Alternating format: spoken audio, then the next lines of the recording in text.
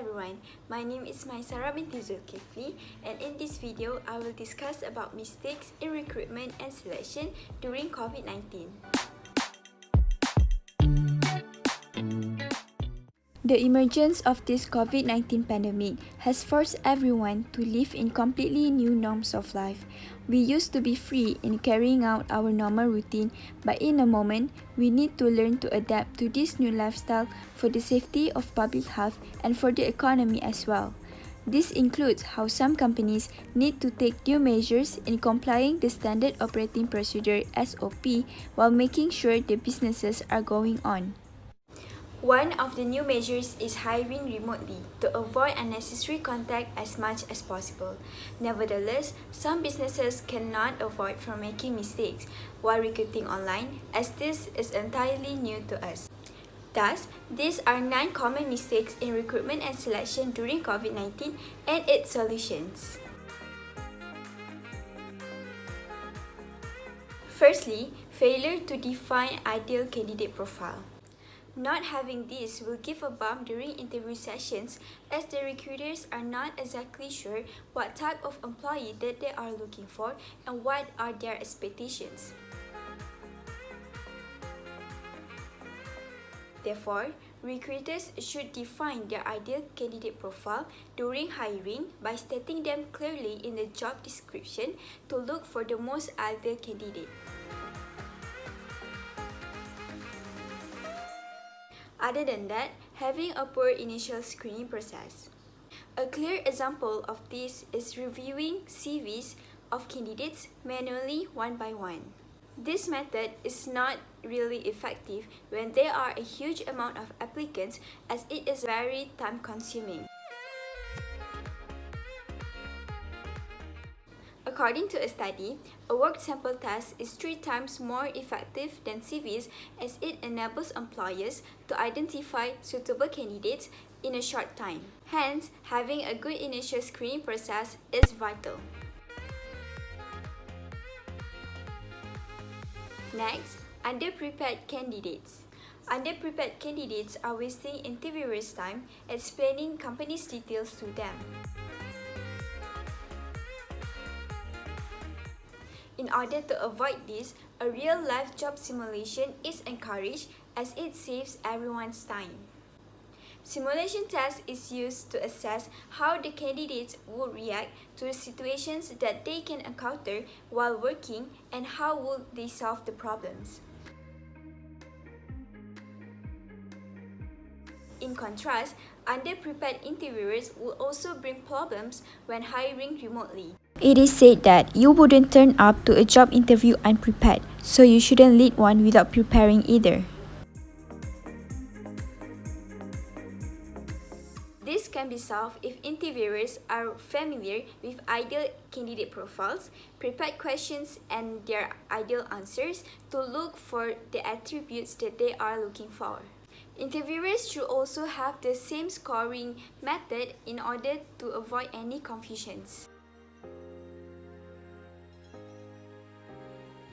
Moreover, solely relying on virtual interviews is also a mistake. Even though online interviews are needed, some roles need a detailed interview sessions just like the traditional method. A single interview session through screens are not enough to evaluate candidates. Hence, the solution is to conduct interview and assessment in harmony to get a better view of the candidate. The 6th mistake is forgetting about the culture. Workplace culture is important for keeping the employees enjoy working with the company and sticking around. Through virtual interviews, candidates can hardly see the cultural alignment. Hence, the interviewers need to show and explain the culture in the workplace of the company to the candidates. Speaking of that, the mistake that some recruiters made is overvaluing personality. Some candidates might sound appealing, but it can lead to a bias element if recruiters are overvaluing one's personality. Thus, it is suggested to recruit employees from various backgrounds and experiences to expand companies' potential. Besides, failing to pre-board effectively might lead to new employees not liking working there and quitting. Pre-boarding is a period of time between candidates signing their offer letter and their first day of working. The purpose of this is to ensure that the accepted candidate is prepared and excited of working since the very first day. This mistake can be avoided easily when all the paperwork regarding their hiring are settled down before their first day of working. On the opposite, failing to onboard effectively will also affect the company.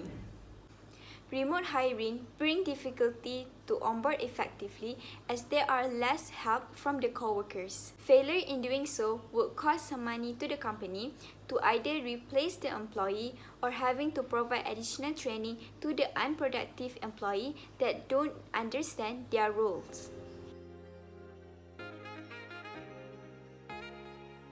Therefore, employers should invest more time to ensure that the new employee is confident and understands their role completely.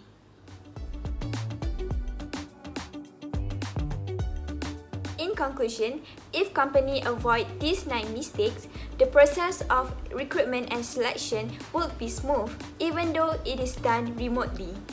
All of these mistakes conclude one thing, that companies should embrace their technology to make sure all the remote hiring process goes well.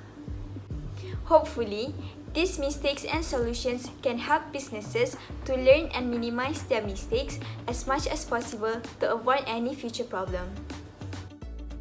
In the meantime, I wish everyone stay safe and be strong through this difficult time. Let's stay at home and take care of each other. That is all from me. Thank you.